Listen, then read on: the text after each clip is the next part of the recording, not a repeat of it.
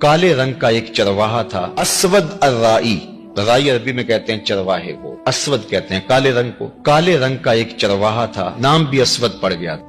کالے رنگ کے لوگوں کو لوگ کالو کہہ دیتے ہیں ہمارے ہاں، تو اس طرح عربی کے اندر بھی اسود کو کہتے ہی اسود تھے، تو اس کا نام بھی اسود پڑ گیا اور تھا بھی کالے رنگ کا۔ تو حضور علیہ الصلوۃ والسلام ایک غزوے پہ تشریف لے گئے تھے اور یہ اپنی بکریاں لے کے گزرا اور اس کی نظر حضور کے چہرے پر پڑی۔ آقا کریم کو دیکھا، حضور نے دعوت دین دی تو اس کے دل میں ایمان تر آیا، تو اس نے حضور علیہ السلام کے ہاتھ پہ بیعت اسلام کی اور عرض کی کہ حضور اب میں تو کہیں کا جانے کا نہیں ہوں، اب ان بکریوں کا کیا کروں، یہ تو میرے مالک کی بکریاں۔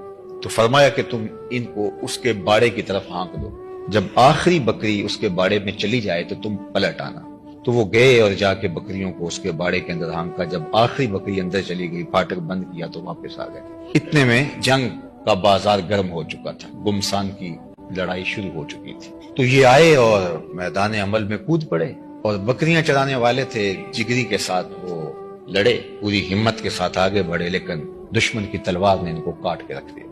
خیر جنگ ختم ہوئی تو جب لاشوں کو اٹھایا جانے لگا تو اسود رائی کی لاش بھی پڑی ہوئی تھی۔ تو اللہ کے محبوب علیہ السلام نے جو ارشاد فرمایا اس کا مفہوم یہ ہے، یہ شخص ہے جس نے کوئی نماز نہیں پڑھی، کوئی روزہ نہیں رکھا، کوئی زکوٰۃ نہیں دی، کوئی حج نہیں کیا، یہ آیا اور سیدھا جنت کا دروازہ کھلا تھا، اندر چلا گیا۔ تو ایمان وہ بنیادی چیز ہے، کامیابی اور فلاح کی ضمانت شروع ہی ایمان سے ہوتی، کچھ بھی نہ ہو آپ کے پاس، ایمان کی دولت ہو، اور یہ ایمان ہمیں کسی قیمت سے نہیں ملتا، یہ اللہ کی توفیق سے ملتا۔